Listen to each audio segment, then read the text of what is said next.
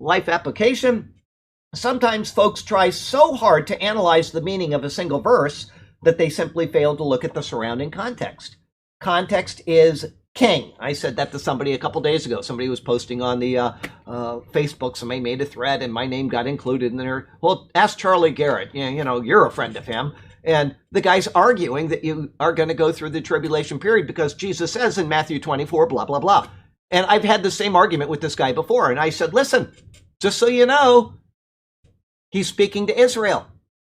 There was no Gentile church at the time. The Gentiles were never mentioned. There's no hint of them. He is getting Israel to understand what is coming in their future. And then my final words were, guess what? Context actually matters.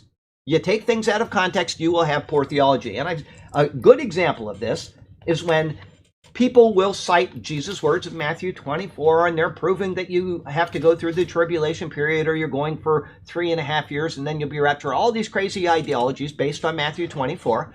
Okay. And then if you ask them, why should you go to heaven? What will they say? What do you think their answer will be? Because Jesus died for my sins, right?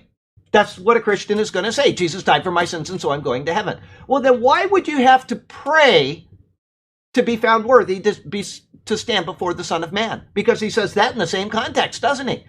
If he is speaking to Israel under the law, then what he says to us does not apply. So people will say, that applies, but this part of what Jesus says doesn't apply. And you have what? It's called begins with a C and ends with contradiction. Anybody? You've got a contradiction in your theology. Why? Because you have taken and inserted yourself in the wrong place in the dispensational model. Okay?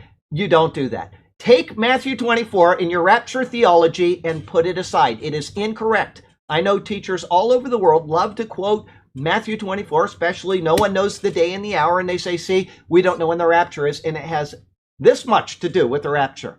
Okay, so please take all of your theology from the book of Matthew while Jesus is speaking to Israel under the law and set it aside for that understanding and not for your theological understanding of what is happening in this dispensation. Okay, sometimes folks try so hard to analyze the meaning of a single verse that they simply fail to look at the context which is surrounding it.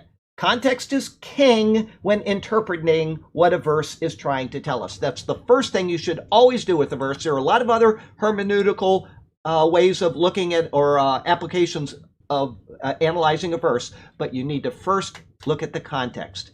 Once you have the context, then you can start applying all of your other hermeneutics to it. But context is king in interpreting what a verse is trying to tell us. We need to know who is being spoken to, under what dispensation it is being spoken, and what the words around the verse or verses that we are looking at are directed to. Keep things in context and make all evaluations of this precious word with careful, thoughtful, and proper consideration. If you do that, then everything else will fall into its proper place. But you must get the context first.